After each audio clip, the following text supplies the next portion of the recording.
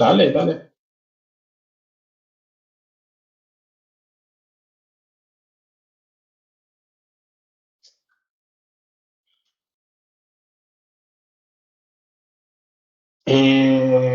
Puedo compartir, déjame compartir mi pantalla. Y díganme qué ven ahora. Voy a ponerlo. ¿Se ve en pantalla completa? Sí, ok, perfecto. Bueno, entonces cuando quieran comienzo. ¿Listo? Sí. Déjame poner también la cámara. Poner la cámara también. Sí, perfecto. Perfecto. Déjame dejar de. Perfecto.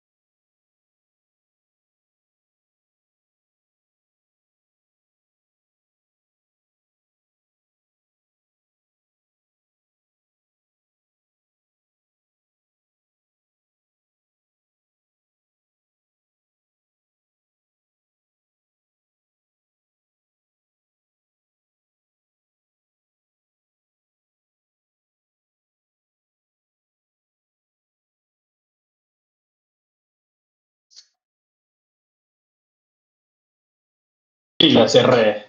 Sí, sí, sí, excelente.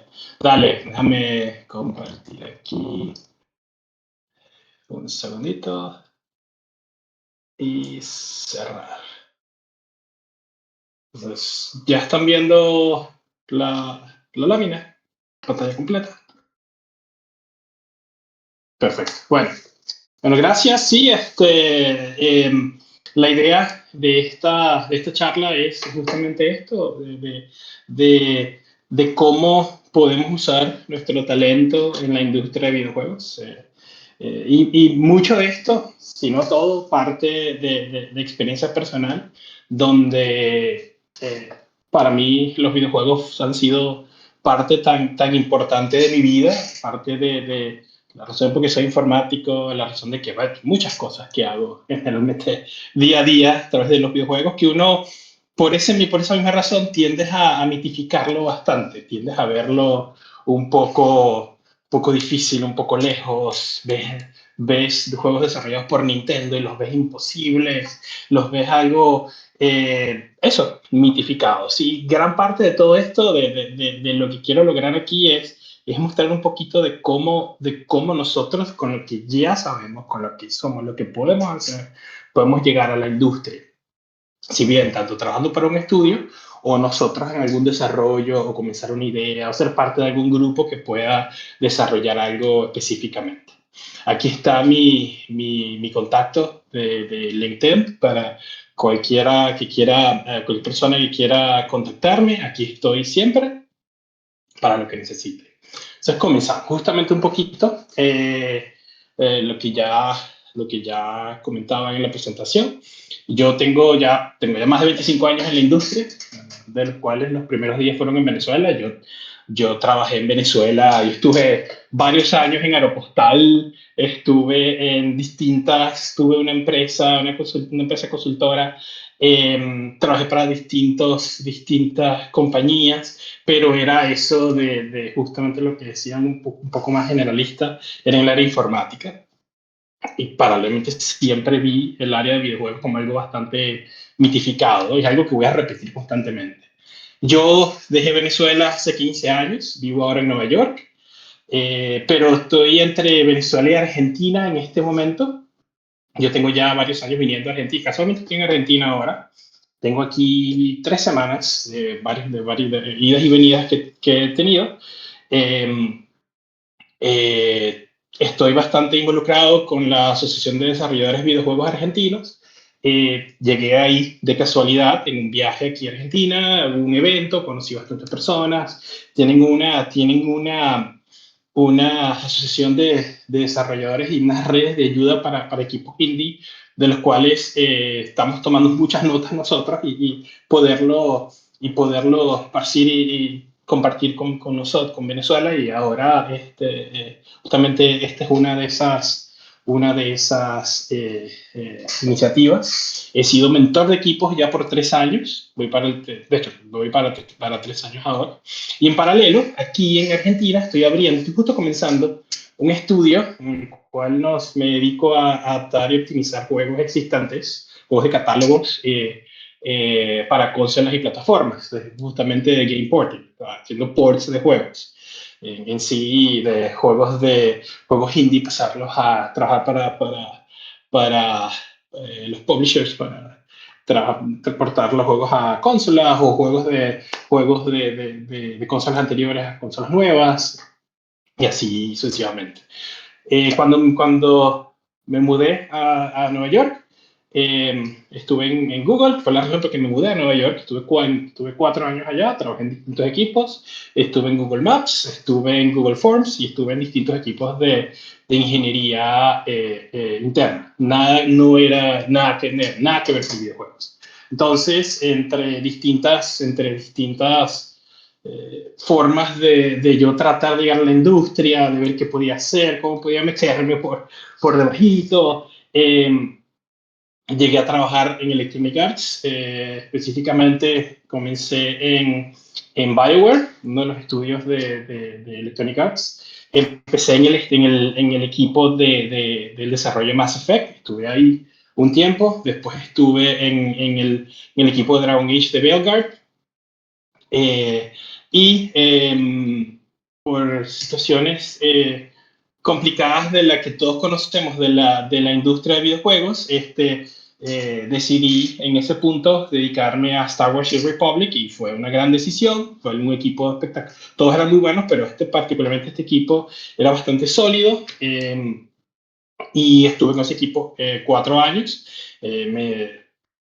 Comencé en el área como desarrollo particular de juegos en línea, justamente muy parecido a lo que ya yo hacía en otros trabajos. Y en este punto di el salto poco a poco a otros sectores del juego que ya les explicaré en este momento. Ahora trabajo en Wizards of the Coast, una empresa parte de Hasbro, empresa de juguetes, donde estamos en el equipo de desarrollo central. Soy Principal Software Engineer en esta empresa. Y somos el equipo que da soporte y toma las decisiones arquitectónicas sobre los distintos estudios AAA que tiene Wizards of the Coast. En este punto, el equipo donde estoy trabajando, estamos trabajando en Exodus, que es la secuela sentimental de Mass Effect. Y hay un poquito de historia aquí de por qué estamos en Wizards. Es que muchos del equipo de BioWare que trabajaban en Mass Effect, prácticamente nos movimos para Wizards. Muchas personas de mi equipo están aquí. Entonces fue una movida un poco completa del equipo. El otro título que le estamos dando, que estamos trabajando bastante, en lo personal yo a nivel de motor, es Warlock. de Dungeons and Dragons, que fue anunciado públicamente en el Game Awards pasado, ahora en diciembre. Y bueno, y Magic the Gathering Arena, que es la aplicación móvil y de PC y Mac de Magic. Y además, varios títulos sin anunciar que vienen bastante fuertes. Entonces, bueno, aquí, en la charla, yo quiero que sea una conversación más que una presentación. Aquí va, la idea que tengo es que mostrarles distintas áreas y ver cómo las cosas que he visto que podemos utilizar con nuestro propio talento para entrar en la industria, ¿verdad? Entonces, si alguna pregunta en la mitad de una lámina en algún momento, por favor, no hay problema, vamos a hablar de ello y el punto es generar esta conversación, ¿no? Y aquí esto, justamente para que se adapte a su talento o a lo que más les guste, porque a veces tenemos un talento escondido, pero algo nos llama la atención y nos damos cuenta al final de todo. Entonces, fíjense, dime. Claro, claro. Uh -huh,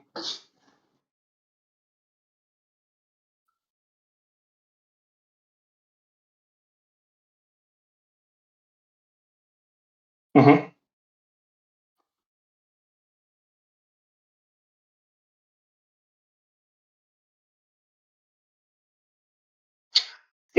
Particularmente en ese caso los procesos que están definidos para manejar el desempeño están muy bien hechos. Eh, se trabaja muchísimo con los profilers de Unity para poder entender cuáles son, por ejemplo, algún tipo de efecto especial cuando la carta se mueve, cuando cierta carta genera tal reacción.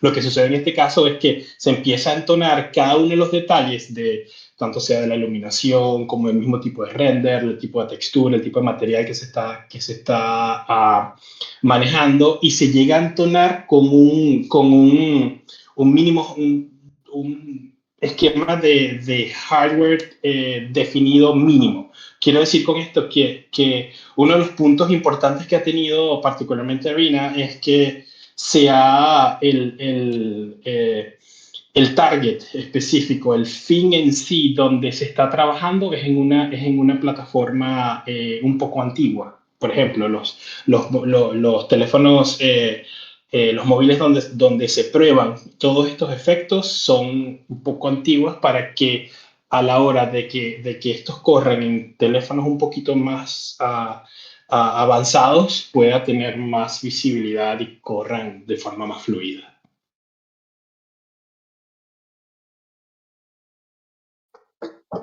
Trabajo, trabajo de optimización.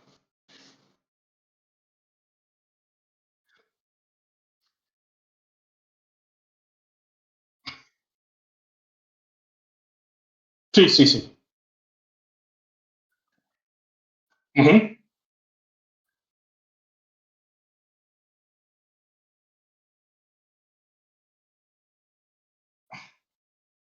ujú, ujú.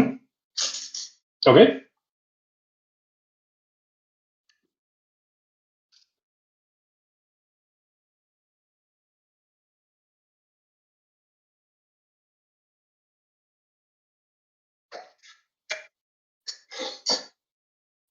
sí. Mi puesto es trabajo remoto, pero técnicamente es híbrido, pero es trabajo remoto. O sea, yo siempre que tenga una buena conexión a internet y acceso a, a un laptop con los recursos necesarios, puedo trabajar. Y tengo acceso a los dev kits directamente desde mi laptop sin problema. O sea, todo lo que necesito puedo acceder a él de forma remota. No sé si esa era la pregunta.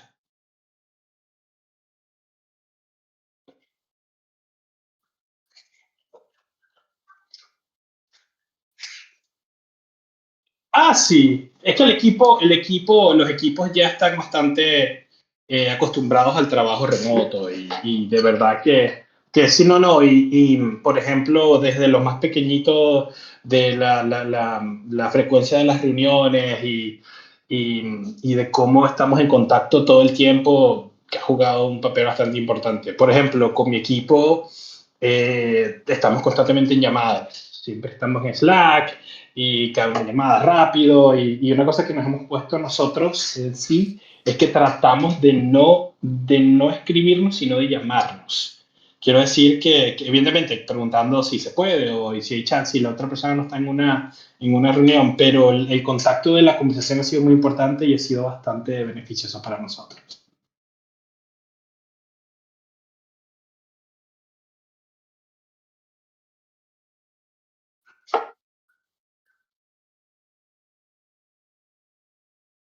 Sí, sí, sí, sí, sí, sí. Bueno, perfecto. Sí, sí, sí. Entonces, bueno, fíjate, lo que quiero aquí es mostrar un poco de lo que es romper los mitos, ¿no? De a veces, de cómo fue mi experiencia en lo personal y cosas que he visto alrededor, personas que han estado en mi ambiente y prácticamente he visto, estos son los típicos que yo he visto en sí, ¿no? Por ejemplo, no sé programar ni sé dibujar. Trabajar en videojuegos no es para mí. Otra. Sé programar, pero todo lo que sé es AWS, sé Python, sé Java, PHP, cualquier lenguaje de moda en el momento. No tiene nada que ver con videojuegos, ¿sabes? Es la informática normal. Ese es literalmente mi caso. Otras cosas que he visto muchísimo. Yo solo soy un dibujante que ha hecho unas cositas. No, no, no soy, no, no puedo. O una que es de la que voy a hacer bastante énfasis ahora, es que yo músico, yo nada más estuve en el sistema en algún momento. No sé, yo tuve 7 años desde los 12 hasta los 19 y bueno, me gradué ahí, pero ahora estoy en otra cosa y estudié otra cosa. Otras. Yo solo soy un nerd que inventa cosas raras en la compu de la casa y yo no tengo imaginación. Insisto, esta es mía también. Yo no tengo imaginación de desarrollo de mundos. No, no me pasa a mí. O sea, ese talento yo no lo tengo.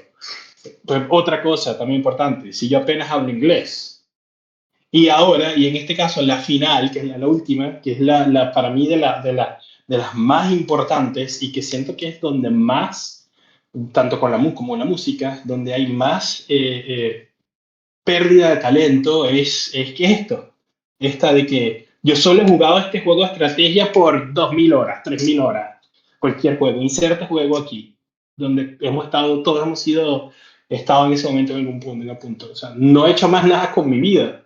Sé exactamente cada detalle del sistema, qué hace cada arma, cada nuevo objeto del inventario, y no lo digo porque me avergüenza. Es decir, soy un experto, o sea, conozco X juego, jugué World of Warcraft 500.000 horas y sé hasta qué pasa cuando le pegas con tal arma en tal árbol del bug de tal cosa. He conocido en Venezuela tanta gente así y bueno, ya veremos qué podemos hacer con eso. Por ejemplo, ya tocando un poquito aquí el de no programa ni dibujo y particularmente ni toco el cuadro. Entonces, ¿qué pasa aquí? La industria en sí es como otra, como todas las industrias. Se compone de demasiados elementos, muchísimos, muchísimos elementos. Estamos hablando de que a veces uno se enfrasca en que tienes que ser un super programador o tienes que ser un super dibujante, un super artista y ya. Y eso no puede estar más lejos de la verdad. Particularmente depende del estudio, del país, de todo, pero hay un tipo de carrera que es lo que es el project manager, el PM, son los gerentes de proyecto y que también tienden a mezclarse un poco en la industria de videojuegos, a diferencia de la industria informática, llamados productores. Entonces, ¿qué significa esto? El productor es el que se encarga de que el motor, en este contexto, motor me refiero a motor del equipo, que todas las cosas funcionen. La persona encargada de esto en sí, es la persona que hace que que tengamos acceso a las herramientas que necesitamos para programar, que tengamos acceso al contacto de tal persona que necesitamos que nos haga tal canción para la otra. O sea, es la persona que se encarga de que toda la infraestructura funcione. Entonces, por ejemplo, como les comento, título muy amplio, intercambiable por los PM. Y algo que ya después de tantos años en la industria, y ya aquí abarco industria informática, incluyendo la industria de videojuegos, el PM, el productor, tiende a ser la persona que muchas veces es como que no importa, como que es solamente un productor, y los equipos de verdad, los equipos buenos, los equipos triple A, son tan buenos como son sus productores. Esto es algo que mantiene la máquina funcionando. Otra cosa también, trabajar con ideas conceptuales. Eso es súper importante. Hay muchísima gente, vamos a tener discusiones larguísimas sobre esto, de personas que no son ni programadores, ni músicos, ni artistas, no saben trabajar, no saben trabajar, no importa, porque ellos tienen la idea, ellos son los que tienen la idea del videojuego, del muñequito que hace tal cosa, y esa es la idea, eso es lo que hace el videojuego. Entonces, eso es lo que... un juego, no importan los gráficos, no importa la música, no importa. El punto es que el juego sea divertido. El juego tiene que divertirte. O sea, tú simplemente ves la primera versión de Tetris, de cómo funcionaba en hardware ruso en los años 80 y es lo más alejado de cualquier tipo de ventaja gráfica y a Tetris. Y Tetris es el juego más adictivo que se ha creado. Y así, entonces, ¿qué podemos hacer aquí con nuestras ideas conceptuales? Escribamos un documento, vamos a escribir la idea y digamos que ese sea un documento viviente. Un documento viviente significa que es el documento que va a estar constantemente evolucionando, creando ideas, agregándole cosas, moviéndolo. Y dejen que este mismo detalle de que sea un documento viviente sea el que defina su evolución. Es decir, yo tengo la idea de que el muñequito se monte en el carro y haga tal cosa, entonces escríbanlo y empiecen. Entonces empiezan a pensar y entonces conforme van pensando, van desarrollando esta idea. Y estas ideas pueden ir para un game jam, pueden ir o sea, después de un game jam ustedes conocen gente y empiezan a desarrollarla poco a poco.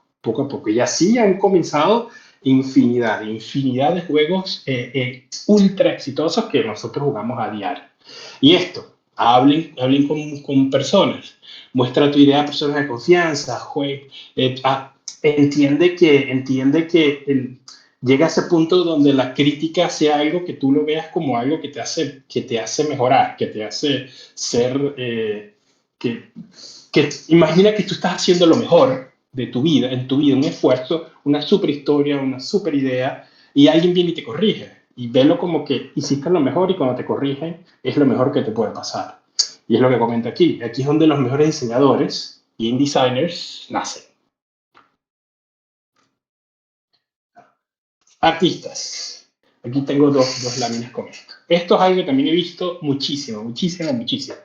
Es algo que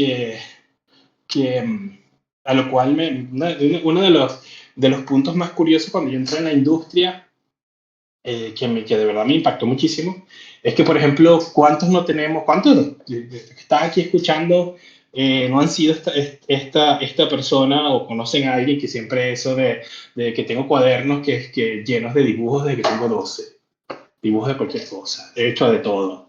Entonces, he dibujado toda mi vida, y me gusta dibujar, pero estoy trabajando en tal cosa. La vida se mete en el medio y como que juega de las suyas, ¿no? Pero, entonces, ¿qué sucede aquí? Ya tú en este punto, o sea, dibujas que tienes 7, 8 y tienes 24. Entonces, velo de un punto de vista práctico. ¿Cuántos años de experiencia tienes? ¿Qué tan rápido te sale? Momento que tú agarras la inspiración, puedes tener un dibujo simpático? Y además de todo eso, que es algo muy importante también, que muchas veces los dibujantes tienden a dejar de un lado, es que desarrollan su estilo. Eso es muy importante. Como por ejemplo, ustedes ven Los Simpsons, por ejemplo. y ven que hay un estilo específico de los trazos, de que cualquier dibujo de un rostro tiene ciertas características. Eso es un estilo que el mismo Matt Groening desarrolló porque era así, y él entendió que tenía su propio estilo. Y en ese momento nuestro estilo es lo que vamos a fomentar en este momento. O sea, por ejemplo, y es algo que no podemos esperar para nada. Siguiendo un poquito, tenemos aquí lo que es el arte y arte digital. También ha pasado muchísimo que he escuchado mucha gente hablar de que ellos dibujan, tienen mucho, se sienten muy talentosos, pero ellos tienen un poquito de miedo con Illustrator o no han trabajado en arte digital per se. O sea, inclusive a veces uno no tiene los recursos, a veces es muy caro, a veces la computadora que tengo no me funciona. Eso es algo demasiado común para uno. Entonces, en este punto, ¿qué es donde está nuestro talento en sí? Nuestro talento está en el dibujo. Así de sencillo. ¿Qué sucede? Yo he visto, y estamos aquí, de los juegos con que he trabajado, juegos AAA, donde el artista está literalmente con un cuaderno y crayones. Yo siempre he hecho el chistecito en los grupos explicándoles lo que culturalmente para nosotros los venezolanos eran los Prismacolor, pero eso es otra historia, los amigos artistas. Pero eh, ellos literal, lo que ustedes entran en Star Wars y el Republic y ven los nuevos mundos y los nuevos personajes las naves y todas las cosas que salen en el juego, literalmente comienzan en un cuaderno con unos crayones. Y el arte conceptual es tan importante, de verdad, que si no tienen acceso al arte digital, solamente enfóquense en el arte, directamente en ese punto, ¿no? Otra cosa que también me llamó muchísimo la atención al entrar en la industria es lo que se llama lo que es el tech art, el artista técnico. ¿Qué significa qué es tech art? Es uno de esos términos bastante intercambiables en la industria, ¿no? Pero pasa muchísimo que hay gente que como que empezó con el arte, pero tiene acceso a Photoshop y empezó con algún programa de 3D, empezó con Maya o 3D Studio hace 1000 años y adquiere una habilidad gigante con el programa, más no con el arte. Quiero decir, por ejemplo, ahora yo puedo hacer que yo hago cualquier cosa en Photoshop y de inmediato hago una transferencia del formato de uno y lo cargo en 3D Studio y todo. Bueno, esto es una carrera gigante en la industria, que es el tech art, los tech artists. Son personas que saben manejar el software, que entienden el software y le dan y preparan todas las herramientas de automatización y simplemente así que las herramientas le funcionen a las personas que crean contenido. En este contexto yo soy la persona que dibuja, perdón, que modela las navecitas de Star Wars de nuevo. Entonces yo el tech art, yo me encargo de que el software que tú utilices para 3D, una vez que tú lo exportes, ya aparezca en el formato del juego y el juego lo lea automáticamente. Otro mundo gigante es 3D. Solo lo pongo aquí porque podemos tener horas y horas solamente hablando en 3D, pero es también es uno de esas áreas donde podemos manejar muy bien un programa 3D y no somos artistas, no necesitamos tener una imaginación espectacular de hacer mundos impresionantes, porque ya de por sí el talento de 3D es gigante. Por ejemplo, está el modelado, el crear los objetos, el crear cosas. Está, por ejemplo, también el perfeccionamiento. El perfeccionamiento en este caso es el de concepto a la consola o al juego en sí con desempeño, jugar con los distintos sistemas de monitoreo de procesos y así. El manejo de texturas y materiales es otro submundo, eso es algo gigante también. En este contexto es simplemente hacer que las texturas de unos mismos materiales de algún objeto se vean reales y tengan y no te vayan a utilizar todos los recursos de la consola. desempeño de nuevo. Otra cosa, trabajos con esqueletos de animación también, que llega a otro mundo, otro submundo, que es el rig, perdón, la animación. También trabajar en rigging, etcétera, etcétera. Entonces, les comento, esto es un área tan grande que hay para todos, de verdad, no importa las limitantes que hay ahora, lo hay, se puede utilizar. Este es un área aquí, prácticamente ahora músicos, es un área que yo soy músico, pero no me desempeño, soy más de músico de que en mis momentos tuve grupos de rock y toco varios instrumentos y sigo tocando guitarra, bajo y toco piano, pero no soy músico académico, simplemente soy bastante autodidacta, pero he estado evidentemente, por estar en el mundo de la música, he estado muy conectado con gente que sí son músicos y bueno, soy venezolano, soy caraqueño y tuve la dicha de trabajar con unos virtuosos impresionantes, ¿no? Entonces, después de yo de estar expuesto tanto como con músicos en juegos, así como con los mismos juegos que yo juego a diario por años y años, yo les puedo decir con seguridad, así directamente, que nosotros en Venezuela no somos el mejor país del mundo en música de videojuegos porque no estamos organizados.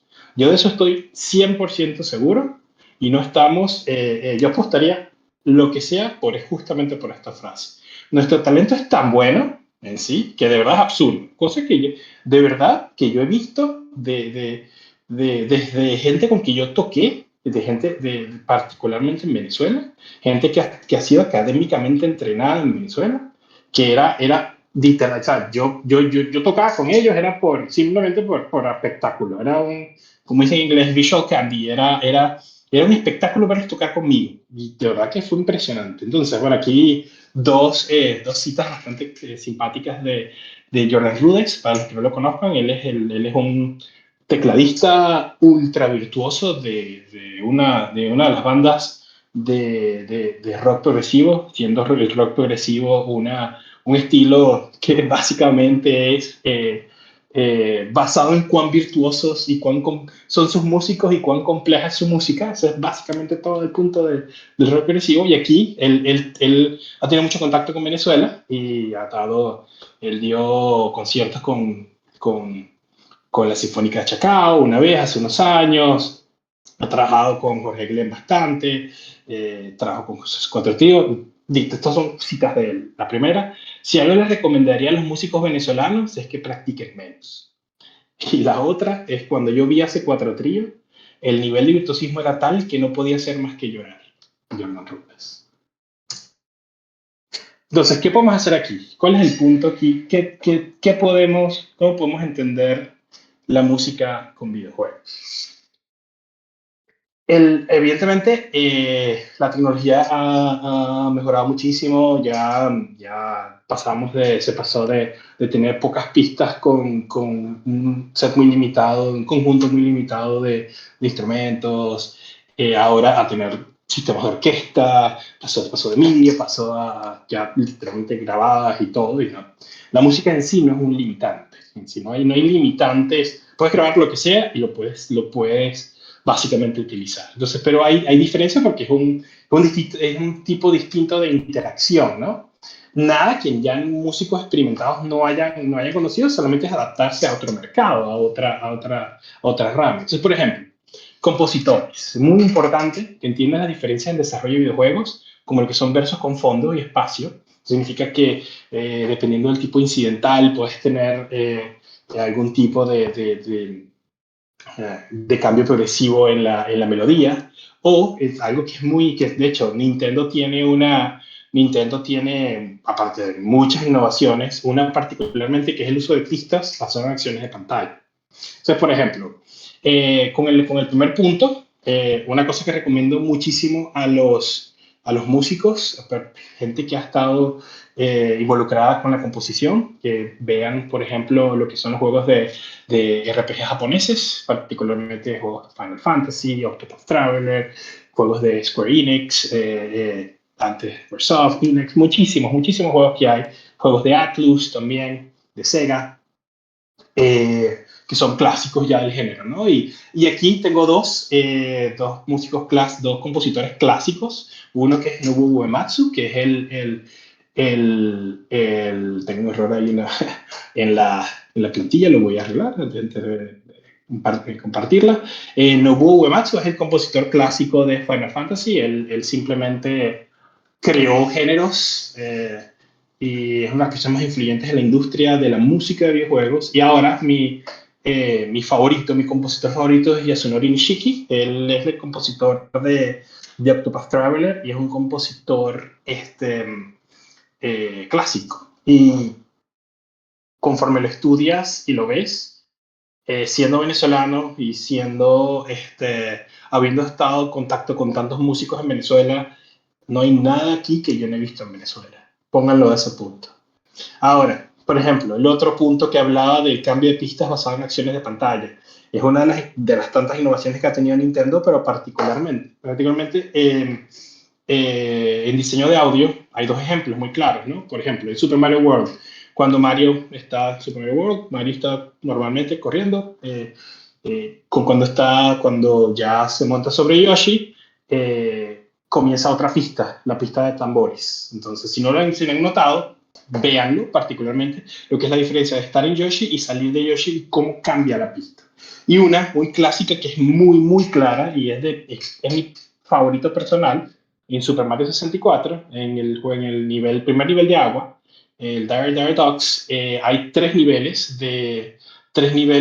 musicales, de pistas musicales. En la primera, normalmente cuando Mario está en la plataforma inicial, cuando entra en el agua, que comienza un teclado de strings, de cuerdas de fondo, increíble, y después cuando sale a la superficie al final, después de estar en el agua, comienza la percusión, comienza una batería y un par de pistas de percusión en ese momento. De verdad que es increíble y es algo que hace una diferencia gigante en la industria.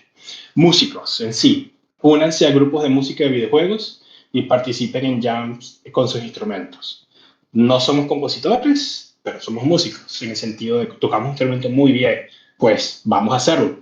Únanse a compositores que trabajen. Cosa importantísima, no tienen idea de cómo los reclutadores buscan talento ahí, porque lo he visto, lo he experimentado personalmente.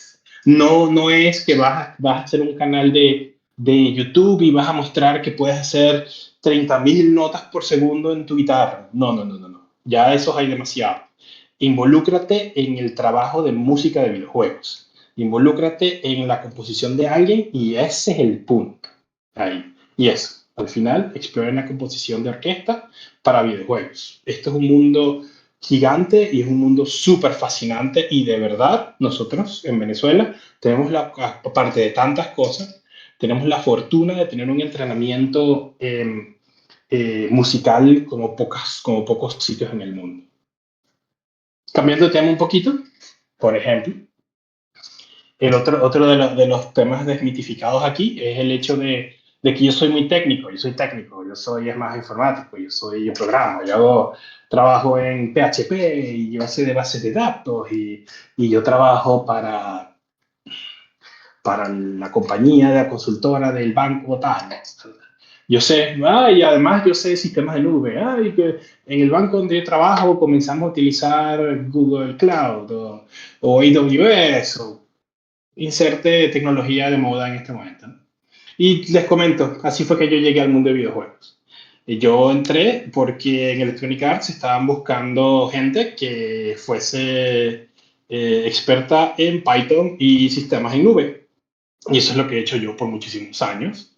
Y fue la punta de lanza para mi carrera, para entrar en videojuegos. Y una vez adentro, ya salté a motores y emulación y es lo que yo hago ahora. Por ejemplo, los juegos en línea requieren sin fin de infraestructura, así, tanto de desarrollo como su distribución y promoción, hasta que puedan conectarse 100.000 personas a jugar una partida en Fortnite. Eso es literalmente lo mismo que estás haciendo para que puedan tener 100.000 personas acceso a la cuenta bancaria en un momento de altas transacciones en un banco en diciembre. Exactamente lo mismo. No solo que en vez de que sea el banco de que trabajes en Banesco o trabajes en un banco de alguno de los países que has emigrado, en vez de cambiarle eso, le cambias la etiqueta a que las partidas de las nuevas islas en Fortnite, en este caso. O sea, por ejemplo, lo que les pongo aquí, en vez de trabajar para la tienda en línea de cualquier empresa en Latinoamérica o en el país donde estemos, en España, en Estados Unidos, trabaja en la tienda en línea de una empresa de videojuegos. Muchas personas han trabajado en tiendas en línea, eso es un cliché ya del desarrollo. ¿Qué diferencia hay entre la tienda en línea de cualquier sitio famoso que tengamos en América Latina con Steam, en el punto de venta de juegos? Nada, estás vendiendo un activo, estás vendiendo algo directamente. Y otra cosa muy importante es que la disponibilidad de información es una gran ventaja. Hace años, hace pocos años, no íbamos a poder tener acceso a motores de juegos, a poder desarrollar un juego de este modo, y ahora tenemos prácticamente todo. Si queremos irnos de la forma más directa posible, técnica, podemos acceder al código fuente de Unreal Engine. A ese nivel podemos. Por ejemplo, cosas que también que podemos, que al ser técnicos podemos utilizar y podemos enfocarnos. No necesariamente tenemos que hacer sistemas en línea. Existe lo que es el Gameplay Engineering. Gameplay Engineering, la ingeniería de juegos en sí. Esto significa que tú eres la persona que va a desarrollar las interacciones entre un personaje y el nivel, o la física que hace cada vez que disparas un arma, o cómo se mueve la pelotita, tal cosa, o qué pasa, por ejemplo, otra cosa que también es mucho en Gameplay Engineering o en optimización es trabajar en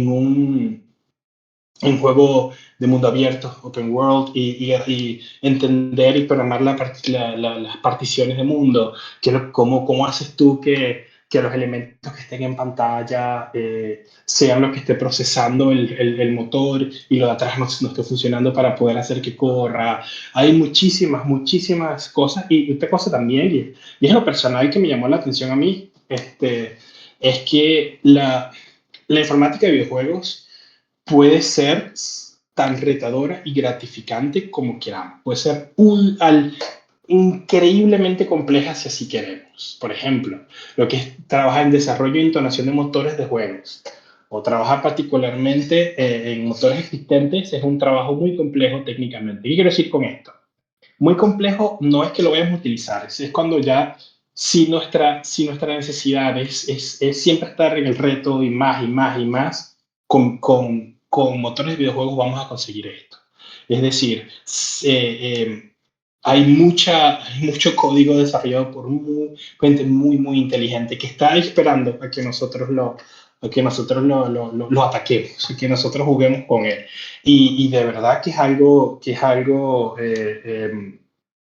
no solo eso, sino que es algo muy interesante. Y además que tenemos comunidades, hay los foros de Unreal Engine, foros de distintos motores.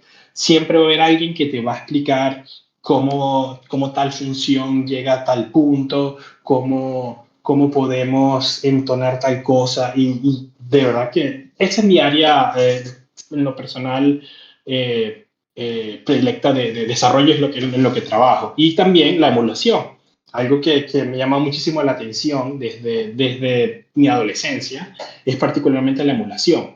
Algo que he trabajado muchísimo, que me uso la emulación, usuario constante de la emulación siempre, de juegos de consolas más viejas para poder recuperar juegos en algún momento, y lo que es la preservación, muchos temas aquí, pero también está el punto de que las compañías tienen catálogos de juegos, de decenas y decenas, centenares de juegos, si no llegan a los miles, y generalmente, como todo, ya nosotros crecemos y seguimos y salen nuevas consolas. Las consolas anteriores tienen mucho favoritismo, desde el punto de vista nostálgico hasta el punto de vista técnico también. Entonces, en este caso, se necesita muchísimo la adaptación de juegos de distintas arquitecturas a sistemas modernos.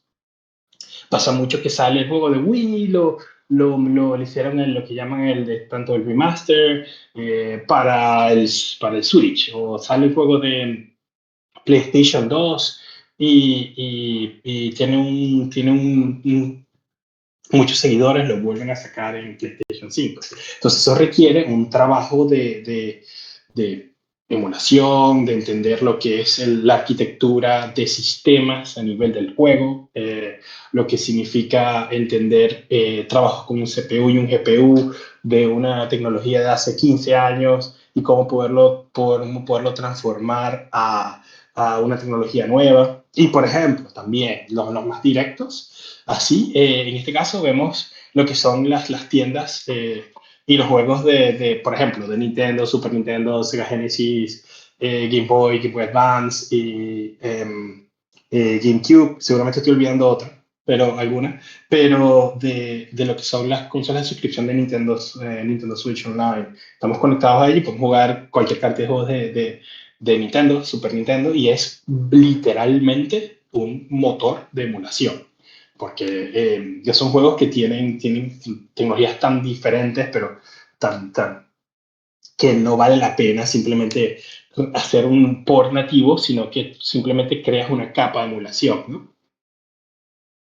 Y las corres en una consola moderna. Entonces, por ejemplo, esto es algo con que he estado trabajando. Estoy en uno de los trabajos que tengo, de proyectos paralelos. Hay una consola que están desarrollando aquí en Argentina para América Latina. Ha sido anunciada públicamente, se llama Eclipse, se anunció el año pasado, está constantemente en trabajo y yo estoy desarrollando el motor de emulación. Yo desarrollé el emulador aquí de Game Boy y bueno, no me mantenga el secreto de que estoy utilizando Super Mario Land 2 para correr el emulador y probarlo, pero la idea aquí es que el emulador pueda hablar con otros distintos publishers y automáticamente puedan publicar sus juegos anteriores, su catálogo existente en esta nueva consola para que sea bastante fácil. Eh, Dime.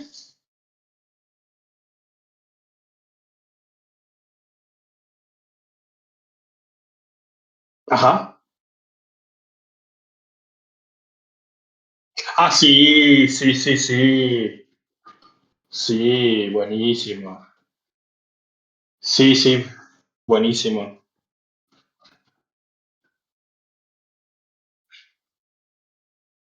Sí.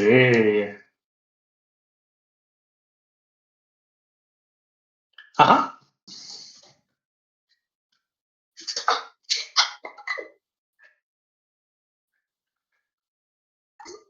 buenísimo.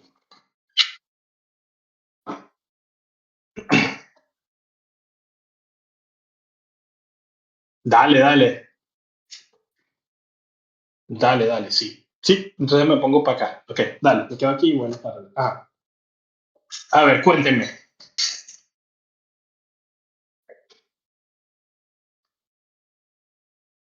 Ujú, ujú,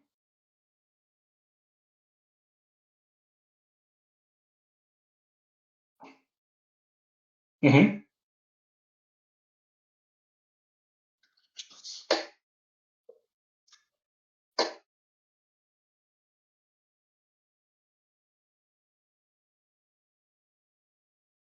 Claro. Exacto, exacto. No, no, no, les digo, lo mejor que les puede pasar siempre son los chascos y equivocarse. Eso suena trillado y suena, pero yo cometí errores grandes grandes entre comillas, en mi carrera, que de no haberlos cometido yo no hubiese entendido ciertas cosas como varias, algunas de las que estamos hablando aquí. Yo lo que les recomiendo es que sepan qué es lo que les gusta y enfóquense ahí. Por ejemplo, les gusta la programación, enfóquense qué lado de programación les va a gustar, empiecen a involucrarse, empiecen a leer, empiecen a jugar, a practicar. Si es arte, busquen crítica, busquen a alguien que los. Bueno, algo que es muy importante, que a veces también perdemos muchísimo, es la figura de un mentor, la figura de una persona que te pueda simplemente a veces bajar a tierra y decirte cómo son las cosas.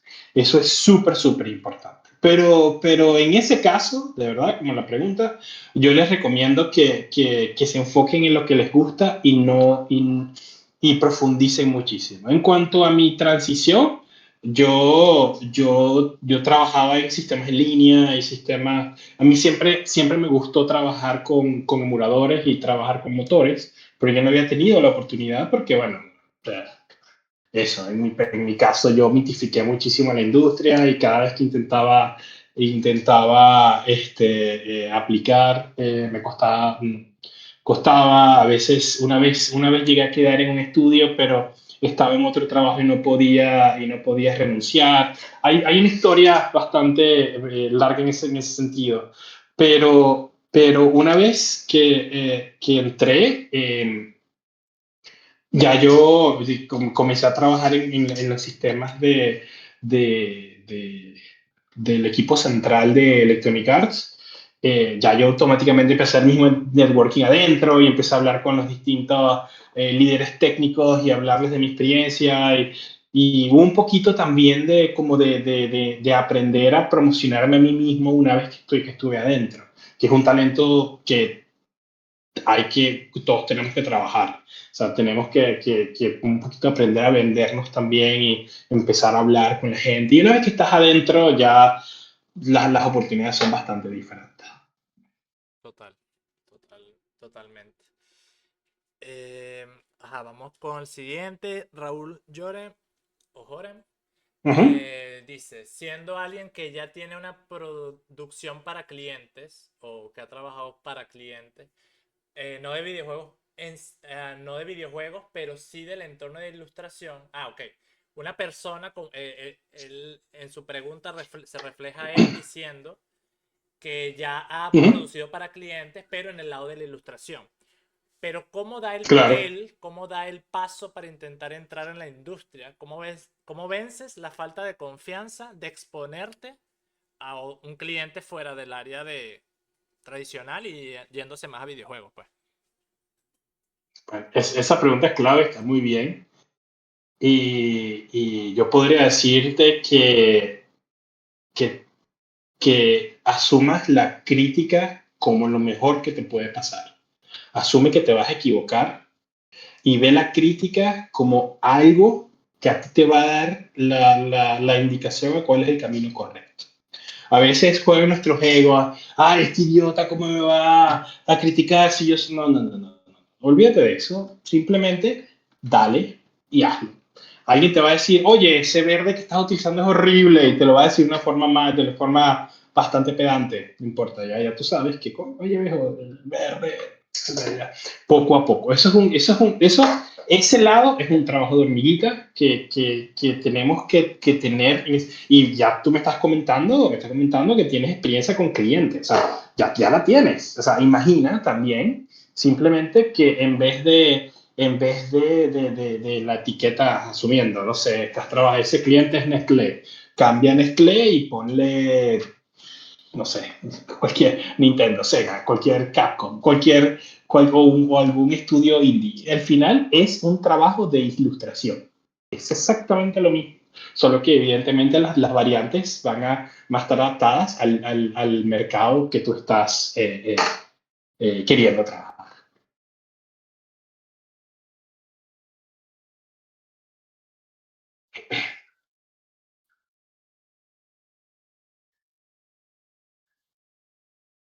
Sí, sí, sí, sí, sí. Ujú, básicamente.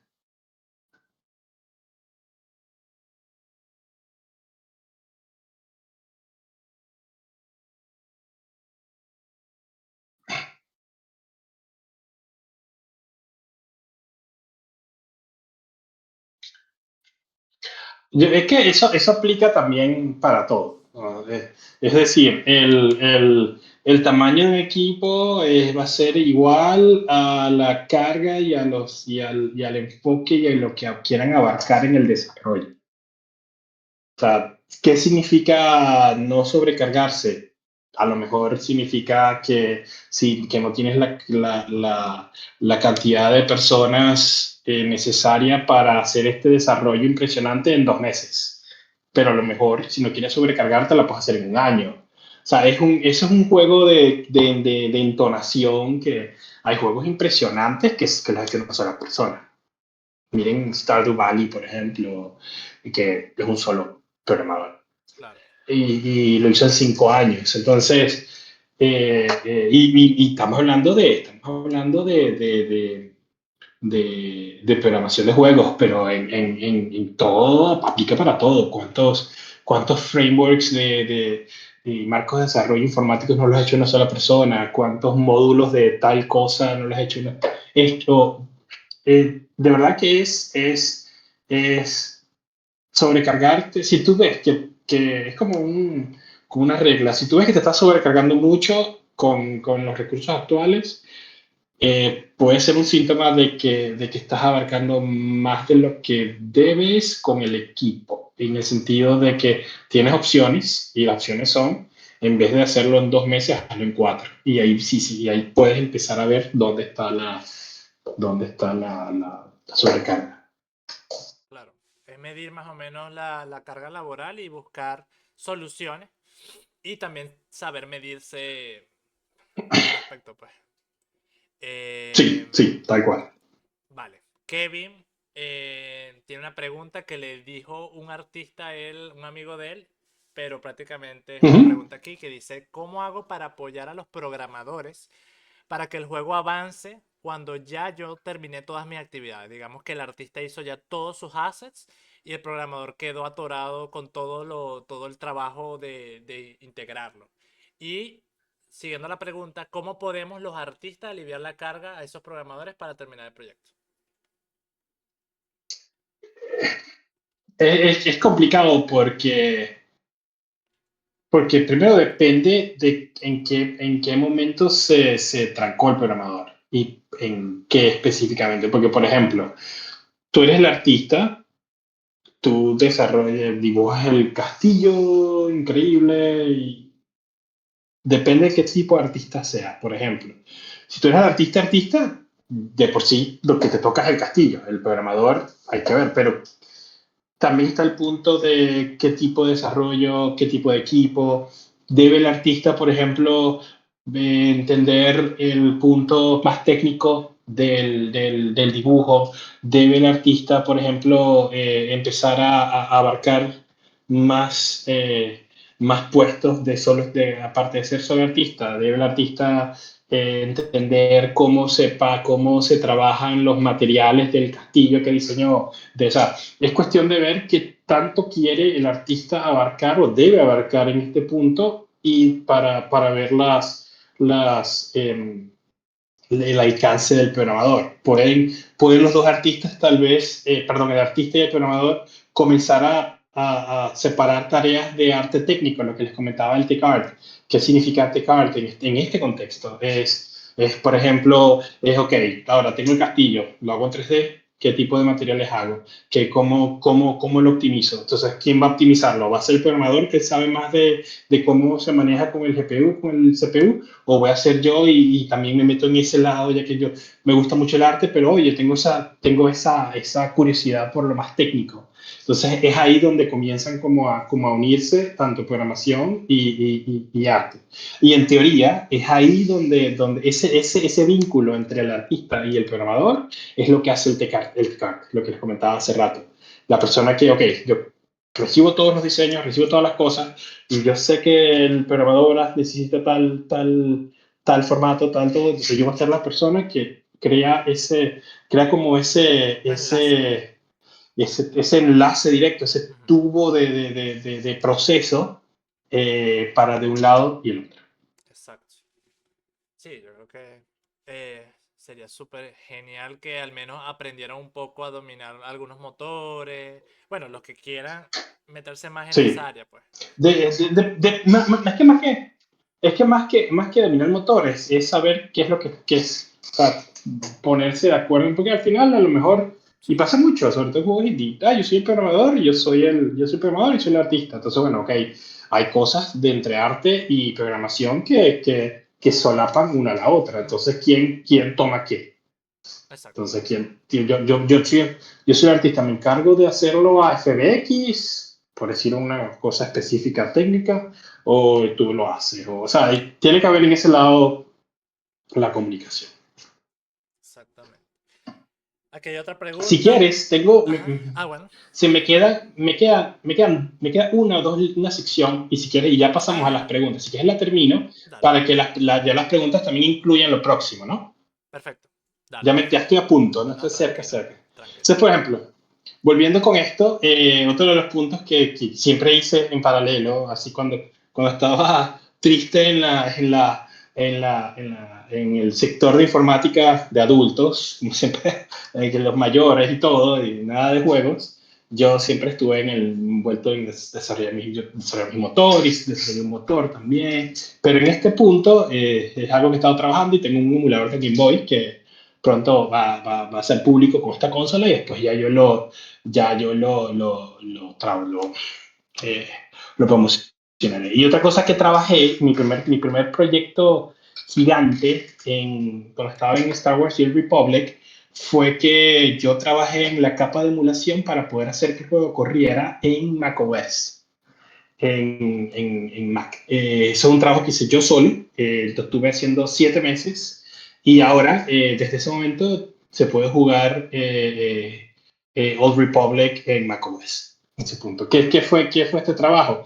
Entender, por ejemplo, cómo se trabajaba en el motor inicial, un motor propietario de BioWare, entender ya un poco cómo funcionaban las cosas, modificar un par de detallitos en el juego, en el motor del juego, y trabajar con una capa de emulación sobre macOS. Y aquí estuvo. El truco principal, que es muy parecido a la pregunta que me hicieron sobre Arena, sobre Magic the Gathering Arena, es que yo basé todas mis pruebas en la Mac Silicon más bajita y más simple que todo el mundo tenga, que va a ser la personas que tengan Mac, particularmente en una MacBook Air del M1 de 8 GB de RAM, y mi meta era lograr 60 FPS, y aquí está. O sea, el juego logra 60 FPS en la más pequeña, en la más, y ya cuando está en las M4 con no sé cuántos gigas de RAM y esas locuras de máquinas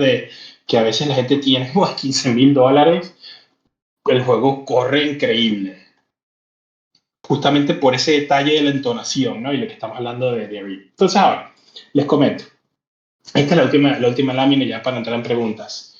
Esta es la parte que yo creo que más me impactó cuando entré en el área, ¿no? Y fue lo que es justamente ese cliché de ese detalle trillado de la persona que juega demasiado y, qué horrible. Entonces, fíjense, ¿no? Por ejemplo, lo que comentaba, yo solo he jugado el mismo juego por 2.000 horas, 5.000 horas. No sé, LOL y el Destiny o Halo, cualquier juego, o sea, básicamente, ¿no? Y muchos de los que seguramente están escuchando o que ustedes mismos conocen, siempre tienen un experto que se sabe, pero todo, todo, todo. De qué hace cada cosa, cómo funciona. Gente que en World of Warcraft se saben hasta la cantidad de hojas que tienen, o sea, una locura, de verdad, y todos los conocen. Yo he conocido una cantidad en Caracas, cantidades impresionantes. Entonces, fíjense esto. Estas miles de horas que has usado, las puedes convertir en horas de experiencia, pues son horas de experiencia. Estos, literalmente, son los talentos que, al entender su valor, entienden, perdón, que entienden que son las personas que terminan diseñando cada detalle de los sistemas internos de un juego. Conocen cada ítem, cada cosita, cada objeto, y saben, sobre todo, lo más importante, el impacto que solo mover un valor en una de ellas puede afectar al juego y su jugabilidad. ¿Cuántas veces no hemos escuchado que el amigo que se queda pegado con un juego y empezábamos dice, no, el item tal, entonces estuve haciendo el farming de tal cosa y si tú tienes tres y hacen cinco y saco tal item y si no, rompo el juego. Muchísimo, muchísimo. Entonces, qué es lo que pasa aquí? Desafortunadamente, no muchos expertos de este nivel hacen la conexión y hasta tristemente son socialmente mal vistos. O sea, como que, este tipo siempre con el juego, es lo único que hace es este juego, es experto, ¿para qué? Entonces, ¿qué es lo que pasa? No, estas son literalmente sus horas de vuelo. Cuando yo entré a trabajar en la industria, el equipo de gente que está literalmente detrás del juego, los que diseñan el juego, los que dicen que si tal ítem, que santo, son gente que eran así y entendieron que eso era experiencia que ellos acumularon por años. Por ejemplo, en Star Wars The Republic, el que diseña, en el guión MMO, el que diseña todos los ítems y las mecánicas del juego, es una persona que es ridículamente experta en World of Warcraft. Una persona que lo único que hacía era jugar World of Warcraft. Esa persona es un amigo ya personal y siempre estamos en contacto, uno de los mejores amigos que me ha quedado de la industria. Pero él me recuerda a tanta gente con que yo viví en Venezuela, con que yo he trabajado, con que yo a mi primo, a mi hermano, a mi todo. Y él, la diferencia de todas estas personas, él entendió que todo el tiempo que él utilizó lo puede monetizar. ¿Y cómo lo monetiza? Con lo que más ama, que es desarrollar mecánicas de juego. Entonces, les comento esto es súper importante y lo dejé de último porque es literalmente la persona más importante en un equipo. Y es, irónicamente, la persona que tiende a ser mal vista en muchos aspectos de la vida. Entonces, esta es la persona, el equipo, el grupo, que define si el juego es divertido o no, porque saben los detalles que hacen el juego. Y bueno, entonces ahora toca a ustedes dar el primer paso en el sentido de contáctense, utilicen las game jams, agréguenme si quieren en LinkedIn, escríbanme, hagan amigos, jueguen, equivóquense, rompan el juego, esto, ¿no? Y de verdad, la industria, y otra cosa que tenemos que tener presente para poder entrar y poder estar en la industria, los videojuegos hacen más dinero que la industria de la televisión, la industria de películas y la industria musical juntas. Esto es exagerado.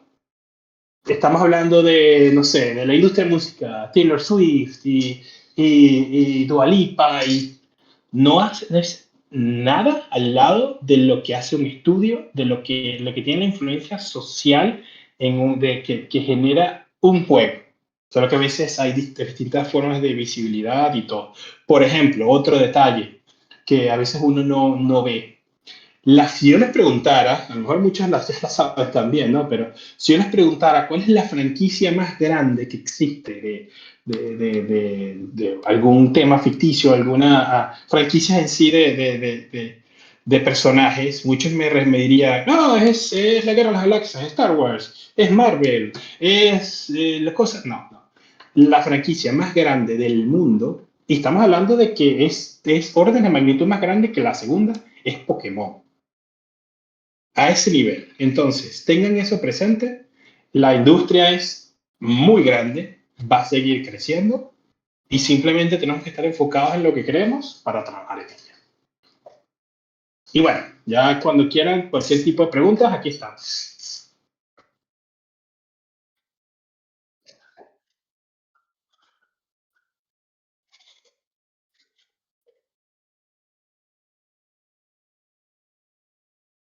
Sí, claro. No, y si no, no, y también agréguenme, escríbanme también y cualquier cosa siempre vamos a estar porque al final estamos todos en esto, estamos todos juntos en esto.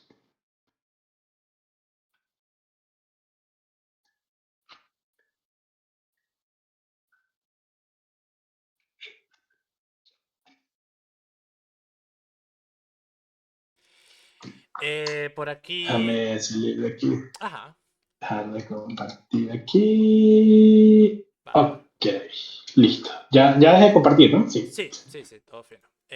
Vale, entonces las preguntas en el orden que van es... Adra dijo, cero chauvinismo, el término, pero en mi propia experiencia, lo que hace a los profesionales de Venezuela o LATAM destacar en mercados como el estadounidense o europeo o de otras áreas fuera de LATAM es la capacidad de que nosotros podemos resolver y adaptarnos. Entonces, la pregunta es, eh, bueno, mientras tus compañeros se quejan de cómo, de esto no lo voy a hacer o algo así, yo me invento, yo o los venezolanos y los latinos, no, tenemos la idea de pensar de, si no lo sé, lo voy a inventar y lo voy a hacer, pues. Entonces, ¿tienes algún Sí. ejemplo de ese tipo de actitud en ti que te hayan hecho destacar o de alguna persona que hayas conocido que haga, que tenga ese pensamiento? Sí, muchísimo. Eso es, ese punto de esa afirmación pregunta es clave. De verdad que eh, desafortunadamente por eh, nuestros problemas, para no adentrarnos en ellos, ha creado un tipo de actitud cultural para con las cosas, ¿no? Tenemos que resolver, tenemos que resolver. Y me siento muy afortunado de que eso me quedó a mí de Venezuela, donde nosotros no, donde nosotros a veces teníamos que hacer magia con pocos recursos. Entonces llegas a un sitio donde tienen recursos prácticamente ilimitados y tu capacidad se multiplica. De verdad y es la razón de por qué estoy comenzando este estudio en paralelo en Argentina y estoy, de hecho, con algunos de ustedes ya he hablado para hacer colaboraciones y ver qué podemos inventar en este lado, es porque de verdad yo quiero hacer un estudio latinoamericano, venezolano, argentino y muchas cosas por esto, justamente porque esta es nuestra mayor ventaja, de verdad. La actitud nosotros resolvemos, básicamente. Y sí, ha pasado muchísimo y gente que se ha sumergido en las quejas o que no todo está perfecto para que funcione. Y al final no se termina divirtiendo haciéndolo, honestamente.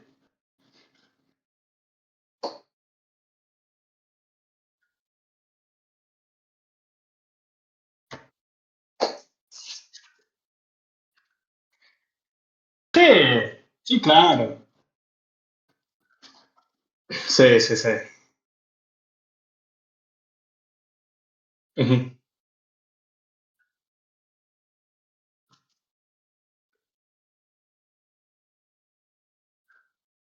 ujú.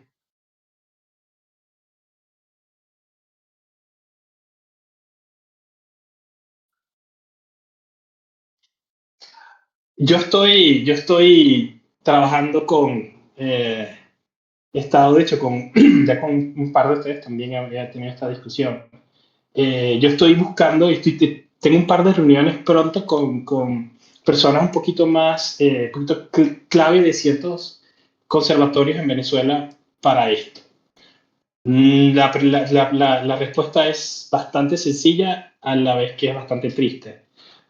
E insisto aquí, pero de forma tajante. No somos los mejores porque no tenemos la organización específica para esto. Así de simple.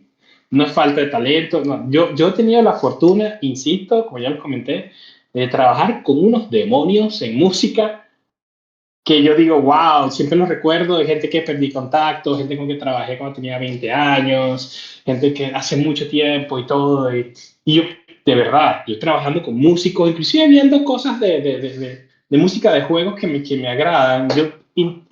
inconscientemente lo comparo con esas personas de hace muchos años y yo digo, no, viejo, aquí estamos en Venezuela, wow. O sea, de verdad que, y es algo con el que nosotros particularmente hablemos. O sea, si hay contacto con conservatorios, con gente del sistema, vamos a unirnos, vamos a hablarlo, vamos a hacerlo.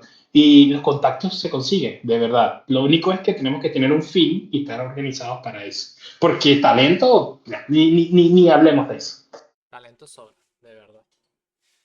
No, es absurdo, de verdad. Ok, viene otra pregunta de Luis Galea. Esta es más relacionada a programación. Siempre me he preguntado Uh -huh. cómo se maneja el backend en los juegos online. ¿Qué utilizan? ¿Qué APIs utilizan? ¿Se utiliza WebSockets? La respuesta es, si trabajas en backend, se transforma exactamente igual. En Old Republic tenemos dos tipos de backend, igual que en la vida real, como digo. Tienes endpoints REST o como tienes sockets. Y la otra que en Venezuela por alguna razón no se utilizaba muchísimo y no he escuchado a mucha gente y les recomiendo que la aprendan si quieren entrar a la industria de ese modo, es lo que son lo que se llaman gRPCs, gRPCs. Yo después les puedo ponerlo aquí en el chat. Mm, Eh, eh, sin utilizar, ya sin irnos muy técnicos, ¿no? Pero es algo que se sí. utiliza muchísimo. Es básicamente sockets en sí. Entonces, hay distintas formas de acceder. Por ejemplo, cuando abrimos un juego y el juego está tienes el personaje, va a una tienda. Esa conexión no tiene que ser en tiempo real. No, entonces, ¿qué es lo que sucede? El personaje habla con tu personaje habla con el tipo de la tienda. Entonces, dame la lista de ítems que están. Eso es literalmente una llamada REST al servidor, exactamente como utilizas en Python, en PHP, en lo que sea. Una llamada al endpoint, al API, te devuelve el objeto JSON y lo carga. Literalmente eso. Ahora, donde se pone más difícil entre comillas, para una persona backend es, por ejemplo, lo que son los juegos en línea en sí, lo que es la conexión entre el servidor y tienes o los distintos clientes conectándose. Entonces hay distintas técnicas.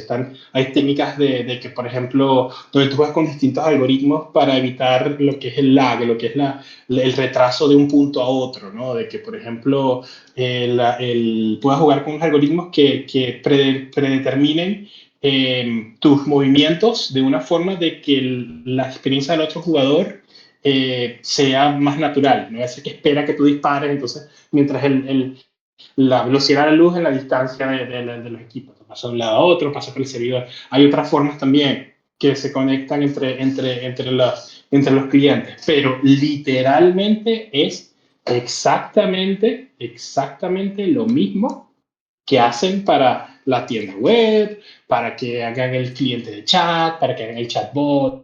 Exactamente la misma tecnología. Por eso es una punta de lanza muy grande para la industria. Exacto. Los RPC que pasaste son los que es el protocolo de Google, ¿no? Tengo entendido que Sí. ese en específico es el protocolo de Google. Sí, es muy bueno. Sí, y tuve la suerte que uno de los detalles de por qué pude entrar en Electronic Arts es porque yo trabajaba con gRPCs en Google. Ok. Y yo nunca he trabajado con gRPCs hasta que fui a Google. Entonces, vieron que tenía mucha experiencia en esa tecnología y fue el punto que Prácticamente tuviste la tecnología a la mano, pues. Estabas sí, de en la empresa casualidad, que sí. estaba haciendo esa tecnología que necesitaban ellos. Brutal. Sí, sí, sí. Eh, Los que tengan backend, hagan experimentos con eso. Inclusive hasta por sus propios trabajos ahora. Úsenlo, es de verdad súper, súper, súper bueno. ok, vamos a la siguiente pregunta un momento.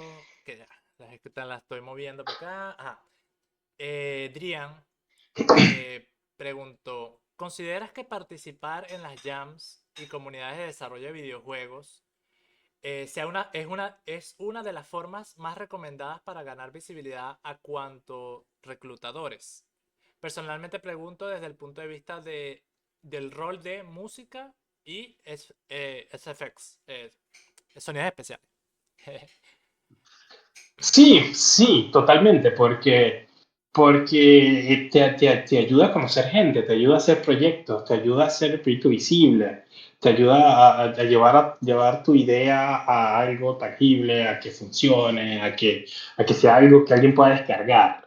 ¿Ya? El punto, el punto en sí es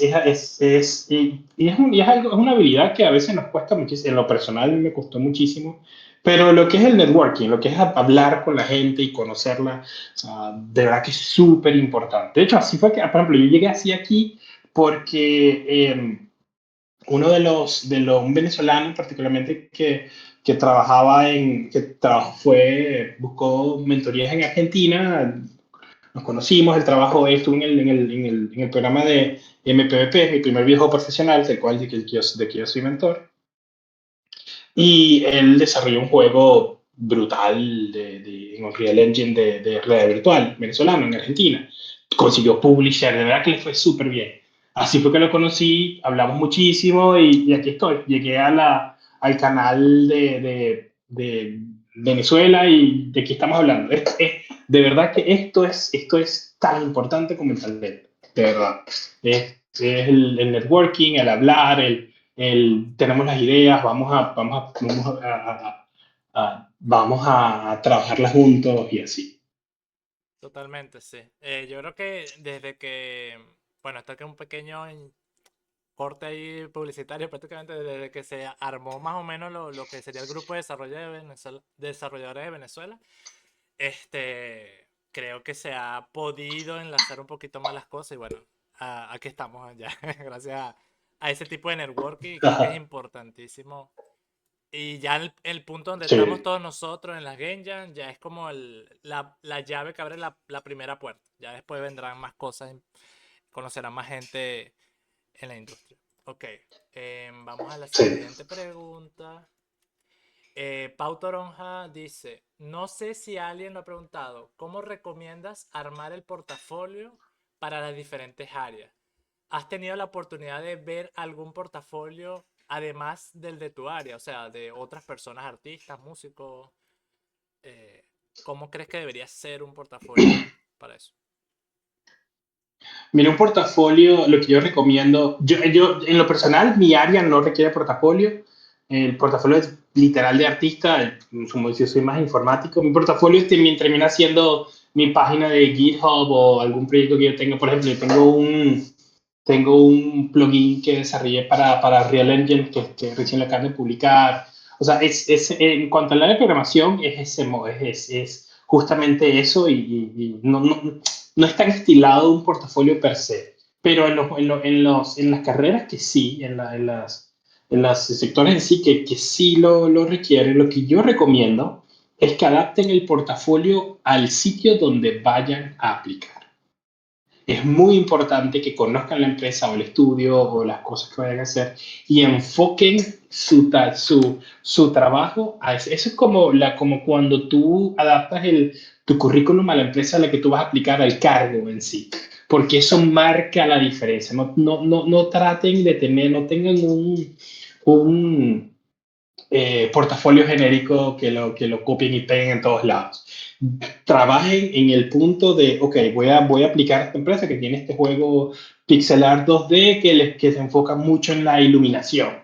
Entonces busquen en su trabajo cuáles son las piezas que puedan tener más relevancia en cuanto a ese detalle que se dieron cuenta que es la iluminación. En la música aplica igual. Por ejemplo, vemos que este estudio le gusta mucho trabajar música ambiental, pero con incidencias progresivas, por ejemplo, o que trabaje de forma de orquesta, pero hace arreglos de orquesta, pero con instrumentos distintos a los típicos instrumentos de orquesta europea. Enfoquen su portafolio para esto, o sea, para utilizar una palabra, targetéenlo, o sea, enfóquenlo y diríjanlo a lo que estén buscando y traten de evitar lo genérico. Excelente. Ah, excelente, excelente. Em, Muy buen consejo, la verdad. Eh, Vamos con la siguiente pregunta. Ya cerré el ciclo de preguntas, ya lo que quedan son 5 preguntitas y, Sí, y listo. sí, perfecto. Sí, sí, Eh, sí, buenísimo, buenísimo. Drian pregunta, ¿en cuál sede de la Global Game Jam vas a participar si es que vas a participar este año? No creo que vaya a participar. Voy a estar en otra Game Jam ahora, voy a ir aquí en Argentina. Voy a ir la semana que viene a la Global en Tucumán, que es el norte de Argentina. Ok, Pero voy a dar unas charlas y voy a hablar con unos amigos allá voy más de invitado de Jammer. a lo mejor, sí, a lo mejor voy, a lo mejor, pero no creo que participe este año. Ok, ok. Kevin pregunta, Juan, ¿cuál fue tu primera jam y qué tal esa experiencia? Mi primera jam, wow. Mi primera jam. Estamos hablando, yo creo que fue una en Caracas en el 2007, 2006, 2007, hace mucho tiempo, sí, bastante tiempo. Y eh, este, eh, trabajé, o sea, vi el talento fue increíble y bueno, es la época que, que el grupo de Ciro y justamente también Jorge trabajaban en las jams y de verdad que increíble. Pero creo que fue 2006, 2007, más o menos, sí. Prácticamente estuviste en la primera Game Jam de Venezuela.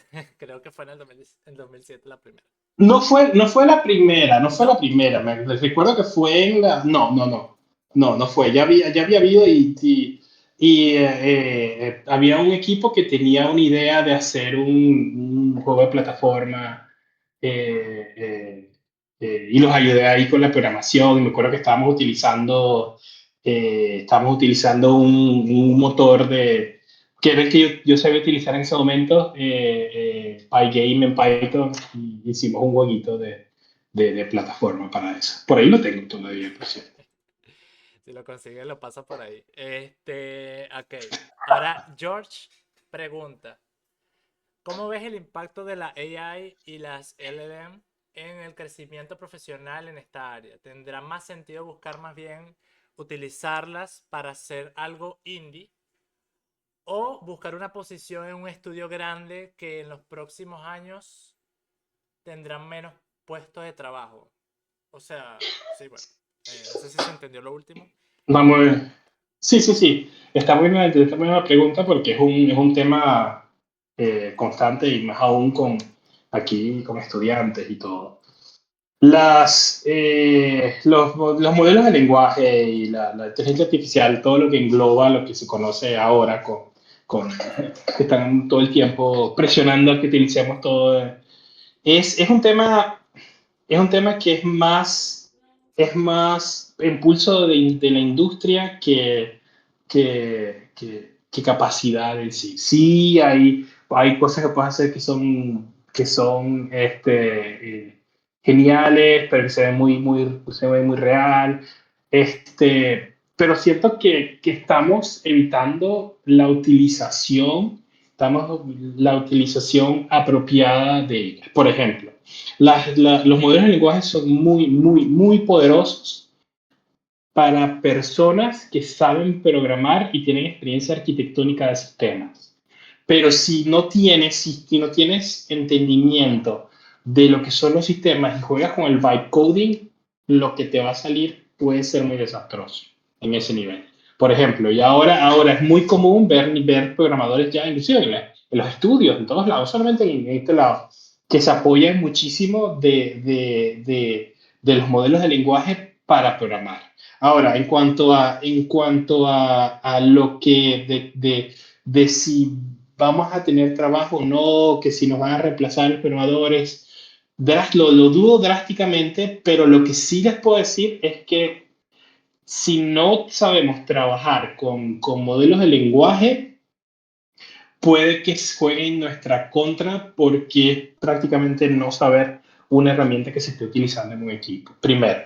Y segundo, otra cosa que está pasando que es terrible para la industria, pero no para las personas que lo detecten en este punto, es que como hay tanta emoción, que todo va a cambiar, la inteligencia artificial, no se están creando los nuevos desarrolladores junior y lo que yo llamo ahora que va a haber una falta de desarrolladores senior en el futuro. Entonces, ¿qué sucede? Los juniors que entiendan que van a programar ahora y aprendan y sigan y sigan y sigan, van a ser unos seniors en poquitos años, 3 4 5 años, van a ser súper cotizados porque fueron de los pocos, porque ahora todo el mundo habla de que, y es triste, ¿no? Es súper mal, pero hay que entender la industria en el sentido de que, oye, ahora todo el mundo es junior, ya no hay trabajo, todo lo hace la inteligencia artificial. Eso es falso, eso es falso. En el lado de la programación, en el lado de los medios, como músicos y todo, el miedo constante de que nos reemplacen la voz y todo. Para los indie, que tú puedas utilizar, tú puedas tener voz, puedas tener imágenes, puedas tener para un concepto, para un prototipo, es buenísimo. Gústenle a quien no le guste, yo lo entiendo, de verdad, o sea, que tú puedas tener un personaje rápido para tú demostrar una idea, buenísimo. De verdad que es algo que ya no podemos evitar porque está aquí. O sea, simplemente entras en ChatGPT y hazme tal cosa y ahí mismo te lo hace. Ahora, que sea lo que tú utilices al final, que sea lo que tú... es donde comienza el lado ético de cómo entrenaron los modelos, de cómo trabajaron si los artistas de los cuales se está basando ese trabajo. O sea, es donde comienza lo complicado. Pero lo que sí les puedo decir es que para disparar el proyecto, para comenzar el proyecto, es una ventaja que podemos utilizar. Por ejemplo, otra cosa. Y lo hablamos en una de las, la otra charla que sobre todo con inteligencia artificial y la música, ¿no? Hay muchos músicos que están en pánico con toda la razón de, con toda la razón de que simplemente pones en Suno o en cualquier otra cosa, escríbeme, un tal, y automáticamente sale. Pero hay otros, de verdad, que se están enfocando a trabajar con ella y la ven como otra ayuda. Por ejemplo, la persona que les cité hace rato, Jordan Rudess, el tecladista, de Theater y el tecladista él tiene un video, de hecho, la estoy buscando aquí, lo voy a copiar aquí para que lo vean. No más si tengo acceso al chat. ¿Puedo escribir en el chat? No, o está cerrado. Lo voy a poner en general. Ah, sí, sí está. Ya, para ver. Ah, ya. Ok. Pues ya lo vi, ya lo vi, ya lo vi. Bueno, este video, cuando lo vean después y todo, él lo entrevista a Rick Beato, que es un ex productor y músico súper exitoso y tipo súper simpático también. Pero chévere, o sea, los videos de él son súper buenos, sobre todo a nivel musical y producción y la industria musical, donde él habla de cómo él está utilizando la inteligencia artificial. Jordan Rudess. ¿Y qué es lo que está haciendo? Él entrenó modelos para que comience a hacer jamming directamente de su propio estilo. Entonces, ¿qué sucede? El video es espectacular, donde él empieza a tocar ya algunas escalas, alguna melodía, y el modelo automáticamente lo toma y es como que estuviese haciendo un intercambio musical con alguien. Entonces, es una nueva herramienta, tenemos que adaptarla. ¿Qué va a pasar ahora? Bueno, cuando explote la burbuja, veremos cómo termina la industria, pero lo que es desarrollo y manejo de prototipos, de verdad que siento que es una ventaja ahora porque para llevar una idea a mostrarla es perfecto. Y sí, digamos que es inteligencia artificial ahora, se materialice la idea, ya se discutirán las implicaciones, pero también los artistas, los músicos, vean este video y vean cómo pueden apoyarse de la inteligencia artificial. Vean cómo pueden hacer en la misma brainstorm, en la misma tormenta de ideas, que puedan tener ideas con ella y jueguen. O sea, es otra herramienta. Imagínense que trátenla como un experto a su lado y les va a ayudar muchísimo, de verdad. En ese caso, yo sí soy muy pro uso de modelos. Total. Ese video es brutal, yo lo vi creo que tú lo compartiste hace unos días. No, estoy Sí, casi en seguro la charla de música, sí, sí, sí, sí. y yo lo vi Es que hace unos días. de verdad ese video, esos son de esos videos de esos documentos que te hacen cambiar Te cambia, opiniones en sí, un te punto, cambian tu sí, mente. sí, de verdad, ese video es increíble, increíble. Y bueno, y los que no conozcan a Jordan Rudess, ahí él es el que habló de los músicos venezolanos y ya van a ver el calibre de músico que es ahí. Bueno, quedan dos preguntitas. Ilit preguntó, Juan, ¿algún juego que hayas desarrollado en alguna jam y que te haya quedado como un proyecto personal en este término de que lo hayas continuado? Y si es así, ¿cómo vas con él? No, pero las cosas que aprendí y de trabajar con amigos y todo son cosas que utilizo hoy en la industria, Claro, que es el punto básico de las jam, te sí. quedó te quedó más una parte más humana, no tanto del producto, sino de lo que pasó y la conexión que tuviste en la jam más que todo. Ese fue como No, y la más... experiencia técnica, Y la experiencia la técnica, experiencia técnica. claro. Exacto. Sí, es que prácticamente las llaves es eso, pues también no es solo lo que quede del producto, sino toda la experiencia junta siempre va a sumar. Ujú. Eh, y Briefy, o Briefy, pregunta, ¿qué experiencia o qué recomendaciones me darías si quisiera ser parte del equipo de desarrollo de Minecraft? Yo hago skins y texturas para Minecraft. Digamos que él quiere en algún punto en ingresar a Minecraft.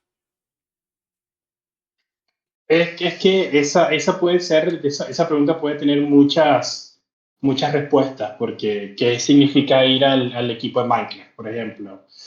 Ir al equipo core que trabaja en la oficina y decide o estar en desarrollo de plugins y ser bastante influyente. Por ejemplo, si trabajas en skins y todo, lo que yo te recomiendo es que que tengas bastante actividad en lo que compartes y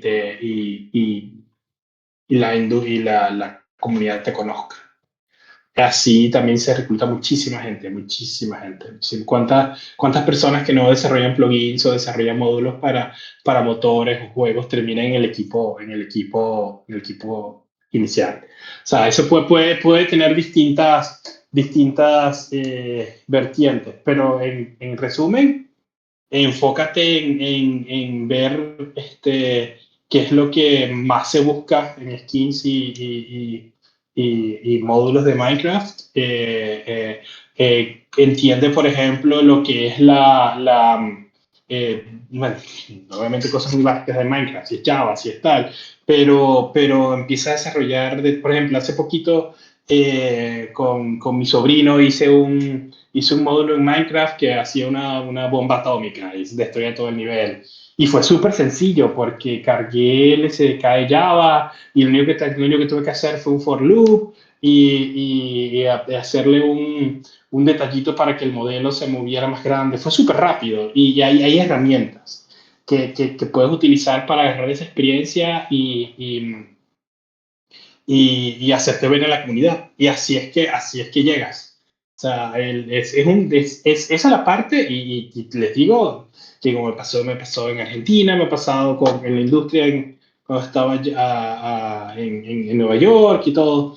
Es trabajo de hormiguita, es poquito a poco, es no dejar de aprender el sistema, no dejar de llegar un poquito más cada vez. Y de verdad eso llega. De ese modo llega.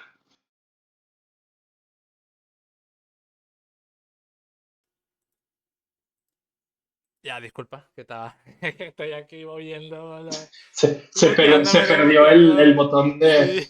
Sí, sí, eso No, me bueno. pasa todo el tiempo. Sí. Eh, no, bueno, ¿qué más? Todas estas preguntas son súper valiosas. La gente, sí, si revisas el chat, todos te han respondido, creo que han quedado satisfechos con las preguntas, han surgido debates, pero de verdad muchas gracias por toda esa respuesta, por la charla en general. Y no, bueno, yo creo que ya no quedan más Claro. preguntas por el momento y más que bien, pues nos quedamos con bastante información que procesar y... No, Ajá, excelente, excelente. Lo que necesitan, de verdad, aquí está voy a poner aquí mi LinkedIn. entiendo. Ahí está mi contacto, me escriben, hablamos, siempre hay tiempo para Siempre responder hay un chance. preguntas, siempre hay tiempo para hacer, siempre, siempre, eso, siempre, pues, y bueno, y eso, hablemos de la música, hablemos de la industria, ni nos preocupemos del talento, porque el talento hay, lo que hay es que tenemos que organizarnos, esto es Exacto. todo, de verdad. Y esto es experiencia de primera persona con esto. No, sí, esperemos que el tiempo nos dé más chances para tener más espacio y ya sea en Jams, ya sea en otros servidores, o incluso si lo permite todo esto que está pasando, hacer un espacio incluso físico que vuelva a Venezuela algún día. Esperemos que sí. Y bueno, muchas gracias por la charla, por toda esta información que nos has dado. Y no sé, Excelente. ya cumplimos, ya tenemos toda la charla lista. No sé si te quieres dejar un mensaje de despedida o algo, pero por mí, antes que te despida, muchas gracias por llegar hacia nosotros y dar esta charla, por tener este tiempo para hablar con nosotros. Yo sé que muchos de acá están motivados a iniciar en esta área de desarrollo. Hay gente que ya está en el área de desarrollo de videojuegos, pero muchos de acá son estudiantes, artistas que están intentando entrar y creo que esta información que diste o en esta charla es muy importante para cada uno de ellos. Gracias por mandar Creo también que el sí, PDF. ¿no? Perfecto. Ahí está el PDF de la charla. Sí, seguramente van a conseguir un par de errorcitos ahí que acabo de ver. Pero, oye, es cuestión de hacerlo. Aquí estamos y de verdad lo que necesiten. Y esto es un poquito también reflejando mi experiencia con las personas con que he trabajado. Y quiero ser bien enfático en cuando digo que he trabajado, me refiero a Venezuela. O sea, he visto talento, he trabajado con talento que simplemente necesita la conexión para desarrollarse y bueno, vamos a trabajar para eso. Aquí estamos y aquí y lo haremos. Sí, total.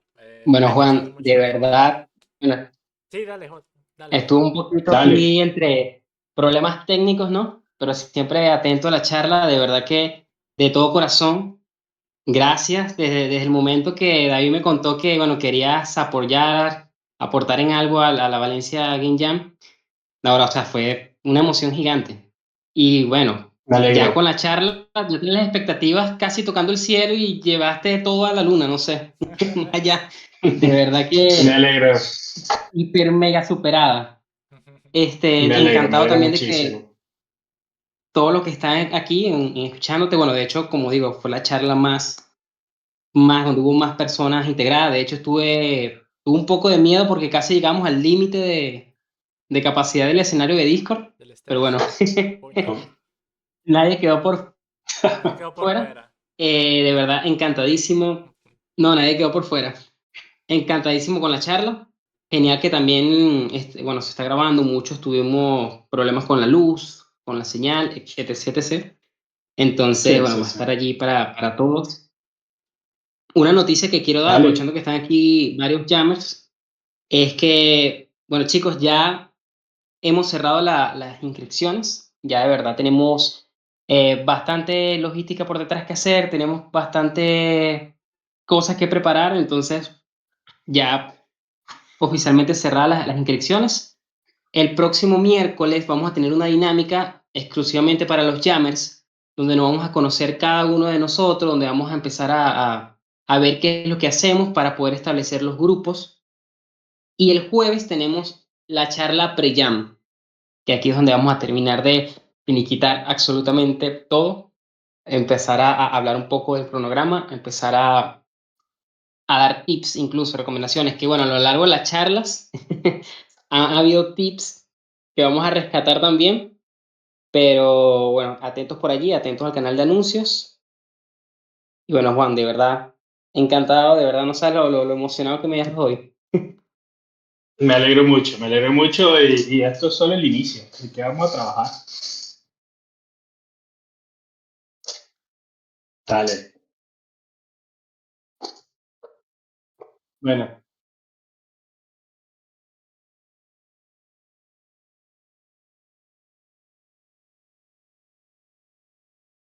dale. Súper abrazo, nos vemos. Hasta luego, chao.